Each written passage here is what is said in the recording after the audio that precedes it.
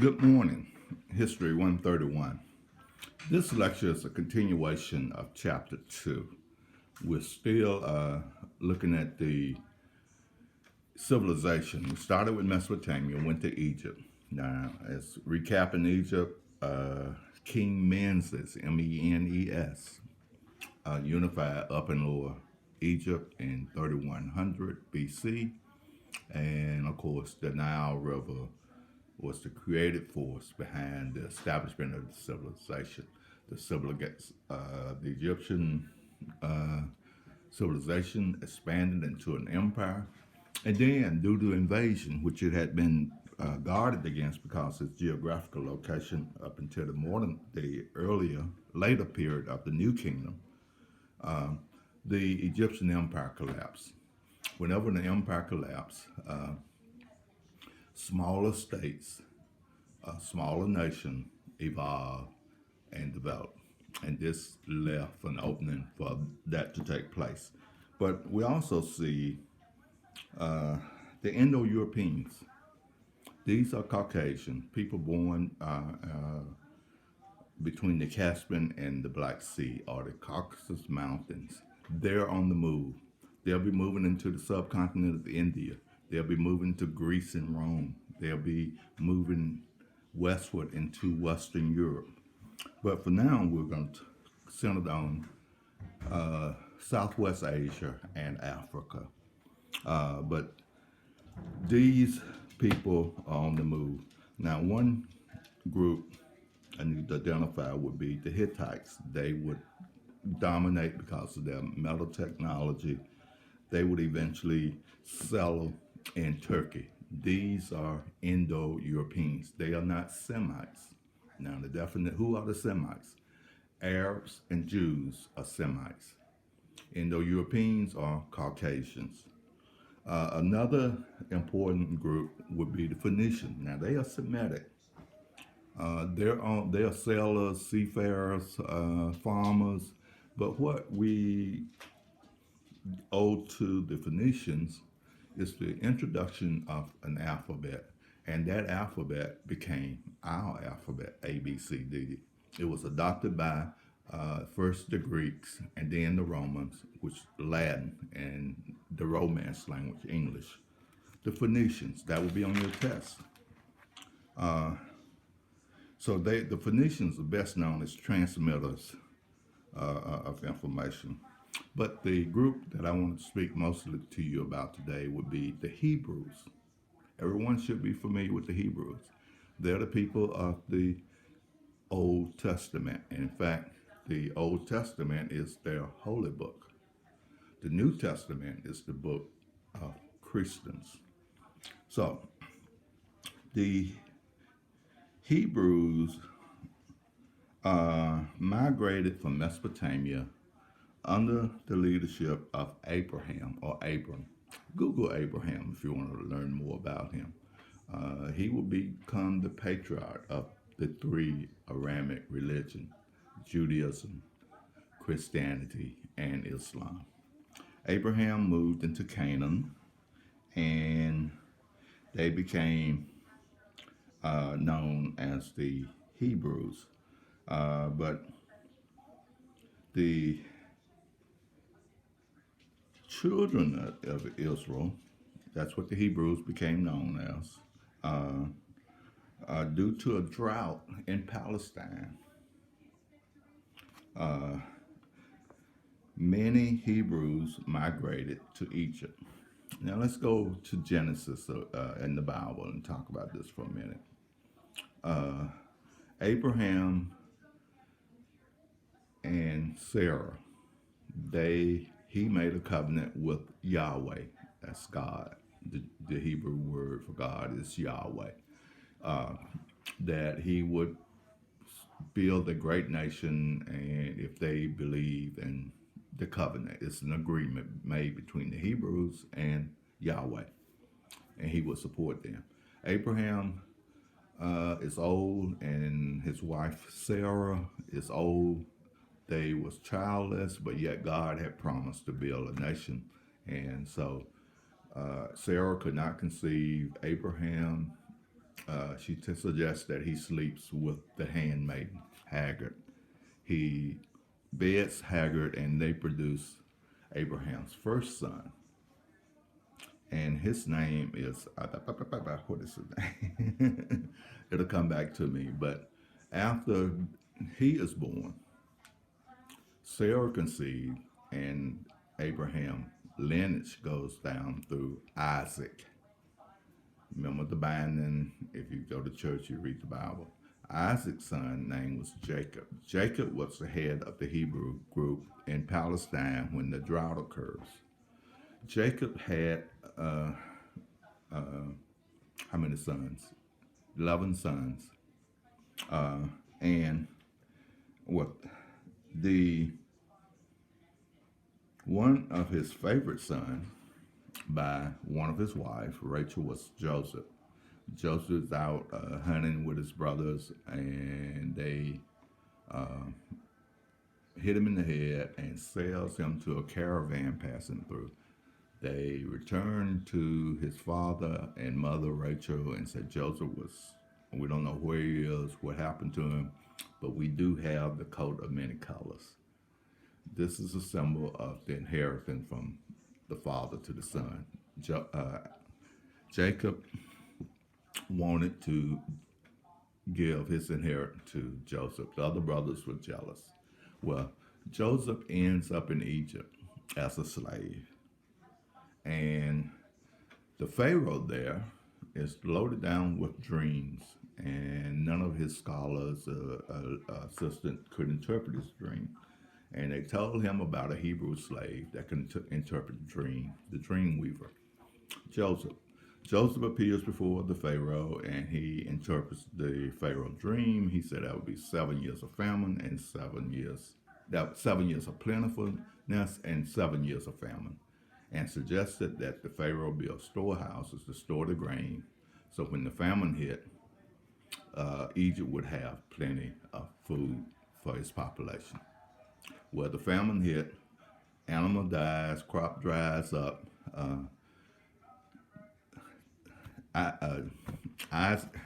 Jacob sends his son down to Egypt for help, and Joseph is now second in command next to the Pharaoh, a Hebrew, and he recognized his brothers who had sold him into slavery.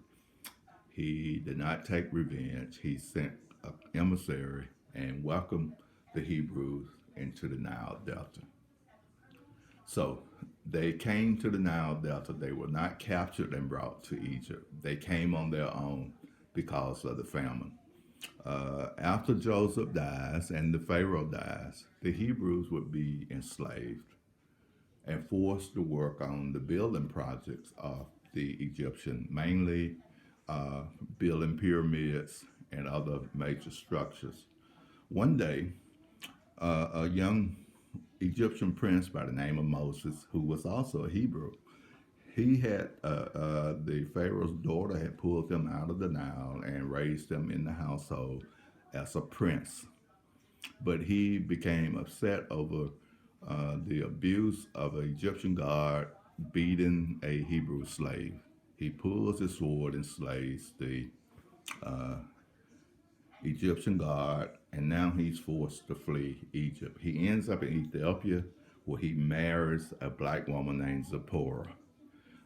Then he goes up into the mountains, and he received the instruction to go back to Egypt and tell Pharaoh to let his people go. And we all know the story about Moses and the journey of the Hebrews out of Egypt back into Canaan, where they came after moving from Mesopotamia. Now, Moses does not make it into the promised land. In fact, they get to the Reed Sea, not the Red Sea. It's only a week walk across to Canaan. But remember the group I told you about, the Philistines, the sea people? They occupied this land, and the Hebrews were not strong enough to advance. I know the Bible said they wandered in the desert for 40 years because they failed to obey God, but really they was too weak to challenge the Philistine. After 40 years, they turned, instead of going straight to Canaan, they turned south and wanders into the Arabian desert. This is where Abraham goes back up the mountain and he received the Ten Commandments, the clay tablets of the Ten Commandments. But Abraham could only view from Mount Sinai the promised land. He dies, and his nephew and commander Joshua will lead the Hebrews into Canaan. And of course, Joshua fit the battle of Jericho, and the walls came tumbling down. The Hebrews now, or the Israelites, are now in Canaan. There, they had to confront the Philistine. The first ruler of the Israelites was King Saul. So he was the first monarch. Saul is slain on the battlefield, and his young lieutenant, David of Bethlehem, become king of the Israelites. And of course, you know the story, how he defeated the Philistines by a slingshot. He slew the giant Goliath, David and Goliath. Among David's conquests, he conquered the city of Jerusalem, which he made into the capital of the Hebrew capital. David dies, but his writings, his conquests are documented in the Bible. He contributed to the Book of Psalms, the Proverbs. What else? David. Well, you have to find that on your own. But David is succeeded by his son Solomon. Solomon strengthened the Hebrew powers and expanded their kingdoms. He initiated a building project, and his first one was to build a temple in the city of Jerusalem. The temple is important to Judaism because the religion is centered around the temple and the rabbis. It became the symbolic symbol of this new religion, and hence the kingdom of Israel itself. It held the Ark of the Covenant.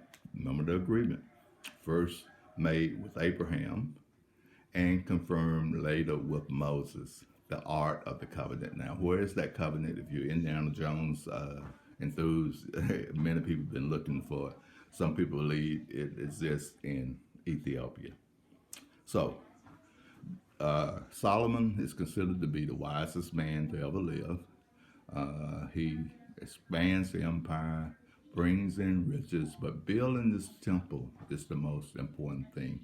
A sample would be bringing two ladies arguing over who's a boy child. One mother says mine, another lady says hers. And so Solomon decided to pull out a sword and split the baby in half, and he will divide the child between the two.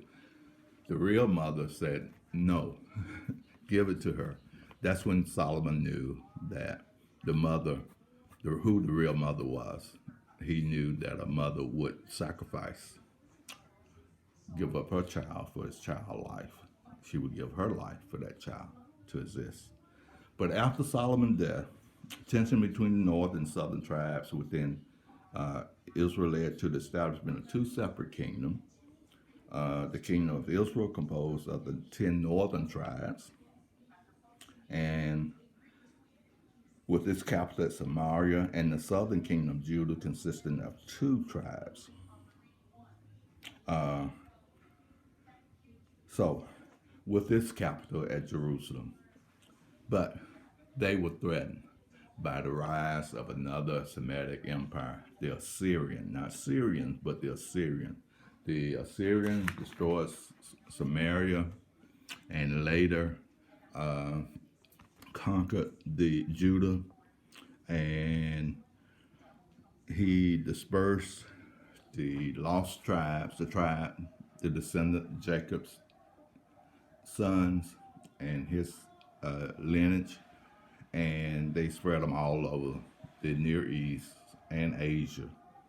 The southern kingdom of Judah was eventually conquered by the Chaldean, and this is the beginning of what we call the Babylonian captivity.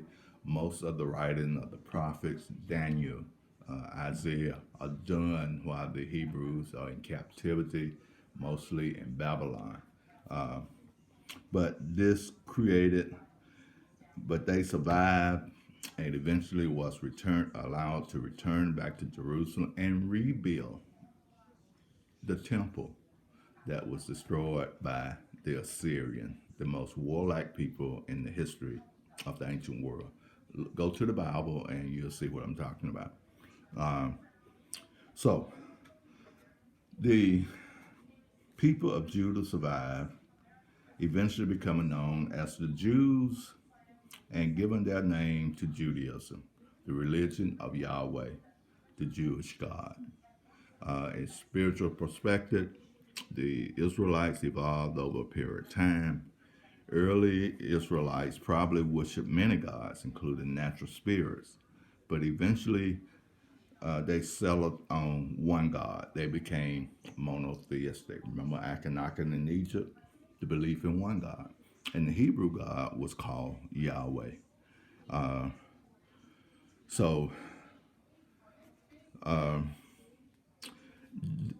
And their religious belief was handed down to Christians and later Muslims. To the Jews, the gods of all other people were simply idols. The Jewish God ruled the world. He was subject to nothing. So despite the powerful dimension of God as creator and sustainer of the universe, the Jewish message also emphasized that each person could have a personal relationship with this powerful being. Three aspects of Jewish religious tradition had special significance. Number one, the covenant. Number two, the law, which is revealed in the Bible, the Old Testament, Leviticus. And three, the prophets. I already told you about the writings of the prophets. The Israelites believed that during the exodus from Egypt, when Moses supposedly led his people out of bondage into the promised land, a special event occurred that determined the Jewish experience of all time. According to tradition, God entered into a covenant, a contract with the tribes of Israel, who believed that Yahweh had spoken to them through Moses. The Israelite promised to obey Yahweh. In return, Yahweh promised to take special care of his chosen people. The covenant between Yahweh and his chosen people could be fulfilled, however, only through obedience and to the law of God. Law became a crucial element of the Jewish world, including a number of dimensions. The prophets were holy men. The prophet warned of terrible retribution from God if they did not follow the covenant. And they, in the Bible, the reason they are being conquered, exiled, is because they disobeyed God, particularly the northern kingdom. Out of the words of the prophet came new concepts that enriched the Jewish tradition, including a notion of universalism and a yearning for social justice. Prophet also cried out against social injustice, etc., etc. Okay, so the Hebrews are in existence, and they would exist until they would be conquered by the Romans. We'll get back to that when we get into Christianity. New empires rose up. I've already talked about the Assyrian, the ruthless, one of the most ruthless group ever known in history. But the one I want to talk about the most would be the Persians. The Persians are Indo-Europeans. Today, there are the Iranians.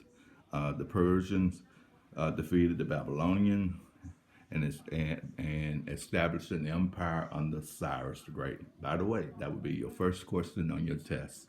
Who established the Persian Empire? Who? Cyrus the Great. And Cyrus the Great brought peace and prosperity to the Persian. If you've seen the movie, The 300, the Persian conflict with the Greeks ended the Persian Empire. But Cyrus the Great is someone to be familiar with. He used He governed the people with administrators and developed a concept called royal roads, which would be our interstate system today. And he would be succeeded by his son Darius and, of course, by Xerxes. That's what the movie The 300 deals with that. But in Persian religion, we need to point out something. Persian religion, new life was breathed into this religion by a man named Zoroaster around 660 BCE. He was revered as a prophet of the true religion. He wrote a sacred book of Zoroastrianism called the Zen Veda, and this is very popular now. Zoroaster did not introduce a new god, but taught that Ahura Mazda, who had long been one of the Iranian deities, was the only god, and that his religion was the only perfect one. But yin and yang, you gotta have a good god and a bad god. On the opposite was Ahriman. He was opposed to Ahura Mazda. Ahura Mazda was supreme. He was not unopposed. Right is opposed by the lie, truth by falsehood, life by death. At the beginning of the world, the good spirit of Ahura Mazda was opposed to the evil spirit, identified as Ahriman, although it appears that Zoroaster saw it as simple natural that where there is good, there will be evil. Later, followers had tendency to make these abstractions concrete and emphasize the reality of an evil spirit. So you can't have good without evil. You can't have night without day. Yin and yang. The spread of Zoroastrianism was due to its acceptance by the great king of Persia. Zoroastrianism lost its monotheistic emphasis, and old nature worship resurfaced, and they resumed their polytheism that would exist until the coming of Islam. So, in conclusion, we've talked about, well, after the Egyptian Empire collapsed, the Phoenicians, the Hittites, the Hebrews, the Assyrians, and the Persians. This concludes chapter 2. On next week, we will do India, ancient India, the Indus River Valley Civilization. And the following week, we will have our first test. I have uploaded for you your study guide to help you prepare for the upcoming exam. I will also upload to you your only assignment, your research paper. Be blessed, stay safe, and see you next week.